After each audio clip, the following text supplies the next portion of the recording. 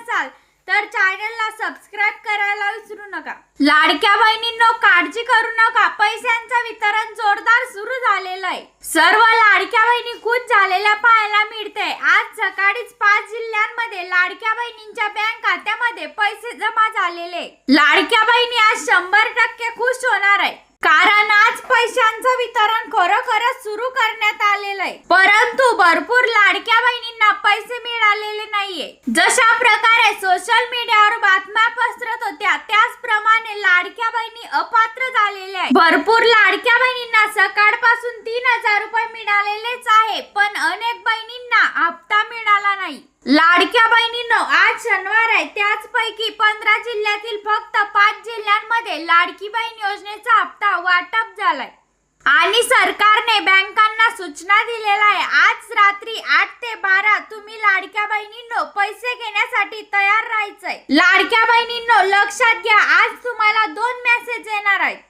म्हणजेच तुम्हाला ऑक्टोबर महिन्याच्या 1500 रुपये आल्याचा मेसेज आणि त्यानंतर नोव्हेंबर महिन्याचे 1500 रुपये जमा झाल्याचा सुद्धा मेसेज येईल। परंतु ज्या काही बातम्या सोशल मीडियावर पसरलेल्या होत्या, लाडक्या बहिणींना केवायसी केल्यानंतर अपात्र केलं जाणार, अर्ज अपात्र यादीमध्ये टाकल्याची माहिती आता समोर आलेली आहे। कारण आता सप्टेंबर महिन्याचे पैसे सर्वच लाडक्या बहिणींना आलेले होते। केवायसी करून अनेक लाडक्या बहिणींना हे पैसे जमा झालेले नाही। ज्या लाडक्या बहिणी या 4 नियमामध्ये बसत नाही, त्यांना केवायसी केल्यानंतर सुद्धा लाभ मिळत नाही। कोणाकोणाला लाभ मिळणार नाही याची सुद्धा माहिती एकनाथ शिंदे साहेबांनी सांगितलेली आहे। दिवाळी बोनस तुम्हाला मिळणार होतं, पण काही लाडक्या बहिणी केवायसीची प्रक्रिया करत होत्या आणि काही बहिणी केवायसीची प्रक्रियेसाठी OTP येत नव्हता, सर्व्हर डाऊन होते, म्हणूनच लाडक्या बहिणींना दिवाळीच्या मुहूर्तावर हप्ता देऊ शकले नाही। आणि आज कोणत्या लाडक्या बहिणींना हप्ता मिळणार आहे ते पण बघा। लाडक्या बहिणींनो, खरोखरच 15 जिल्ह्यांमध्ये पैशांचं वितरण सुरू करण्यात आलं आहे, पण सर्वात महत्त्वाचं म्हणजे हे पैशांचं वितरण मोजक्याच बँकांमध्ये सुरू झालेलं आहे।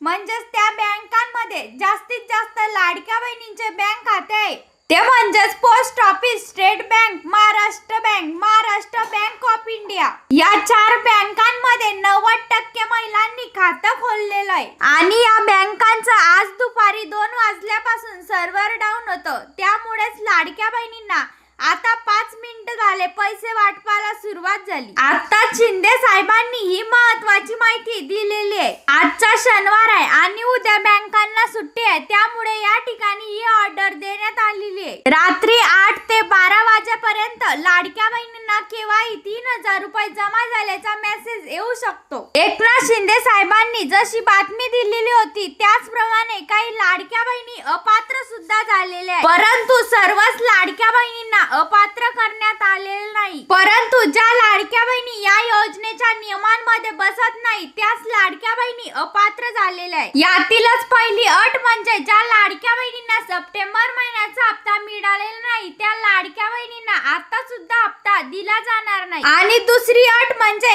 एका कुटुंबातील 2 पेक्षा जास्त महिला लाभ घेत होत्या, त्या सुद्धा लाडक्या बहिणींचा लाभ बंद झालेला आहे। आणि ज्या लाडक्या बहिणी खरोखरच या योजनेमध्ये पात्र आहे, त्या लाडक्या बहिणींना आज 8 वाजल्यापासून हप्ता जमा होणार आहे, अशी माहिती एकनाथ शिंदे साहेबांनी दिलेली आहे। आता तिसरी अट सरकारच्या माध्यमातून लावण्यात आलेली आहे, त्यामध्ये 5 लाख लाडक्या बहिणी अपात्र ठरल्या आणि चौथी अट जी आहे त्यामध्ये 13 लाख लाडक्या बहिणी सरकारच्या माध्यमातून अपात्र ठरलेल्या आहेत। जमीन का चेक करली जात आहे, तर काही महिलांच्या घरी 10 एकर 20 एकर जमीन आहे, तरी त्या लाडकी बहीण योजनेचा लाभ घेत आहे। तिसरी अट काय, तर ती म्हणजे तुमच्या घरातल्या लोकांच्या नावावर किती जमीन आहे।